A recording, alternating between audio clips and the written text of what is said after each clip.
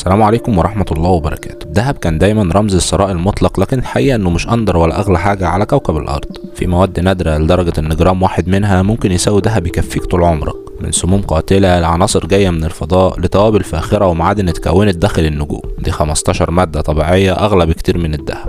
رقم 15 خشب العود. خشب العود واحد من اغلى المواد الطبيعية في العالم. قيمته بتيجي من ريحته العميقة والمعقدة. بيتكون لما شجرة الاكولاريا تصاب بنوع معين من العفن، فالشجرة بتفرز راتنج داكن لحماية نفسها. الراتنج ده هو سر الرائحة والقيمة. الخشب عالي الجودة ممكن يتباع ب10,000 ل 30,000 دولار للكيلو، وزيته النادر ممكن يوصل ل 100,000 دولار للكيلو. بيستخدم في أرقى العطور والبخور والطقوس الدينية. ندرته بسبب إن نسبة صغيرة جدا من الأشجار بتنتج الراتنج طبيعيا، عشان كده العود البري القديم لا يقدر بثمن. رقم 14 الزعفران.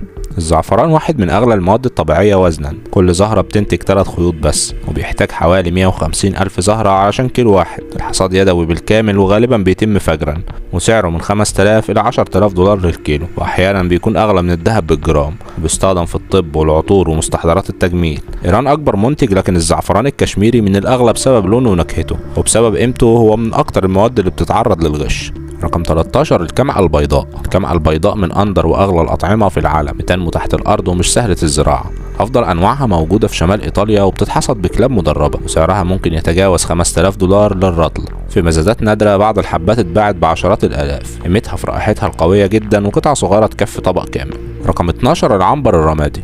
العنبر الرمادي مادة شمعية بتتكون في جهاز هضم حوت العنبر، وهو طازج بيكون ريحته سيئة، لكن بعد سنين في البحر بيتحول لمادة عطرية ناعمة. كان مكون أساسي في أشهر العطور العالمية. سعره من 20,000 ل 50,000 دولار للكيلو. في 2021 صياد يمني لقى قطعة قيمتها 1.5 مليون دولار. دلوقتي استخدامه محدود بسبب القوانين وحماية الحيتان. رقم 11 الفرانسيوم.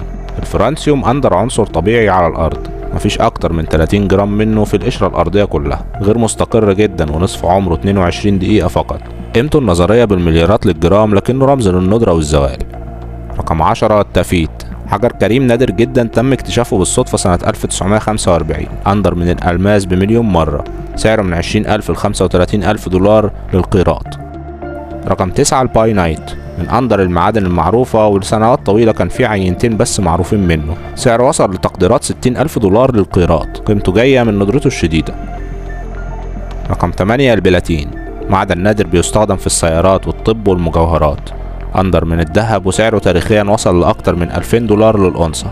رقم 7 الإيريديوم. معدن شديد الكثافة ومقاوم للتآكل، وموجود في النيازك، وأندر من الذهب ب40 مرة، وسعره يوصل لآلاف الدولارات للأونصة. رقم 6 المادة المضادة. أغلى مادة في الكون. جرام واحد سعره 62 تريليون دولار. بتنفجر فور ملامسة المادة العادية. بتنتج بكميات ضئيلة جدا في المعامل. رقم 5 كاليفورنيوم. سعره 27 مليون دولار للجرام. يستخدم في الصناعة والبحث العلمي. رقم 4 التريتيوم. نظير مشع للهيدروجين. سعره حوالي 30,000 دولار للجرام. مهم لأبحاث الاندماج النووي. رقم 3 سم العقرب.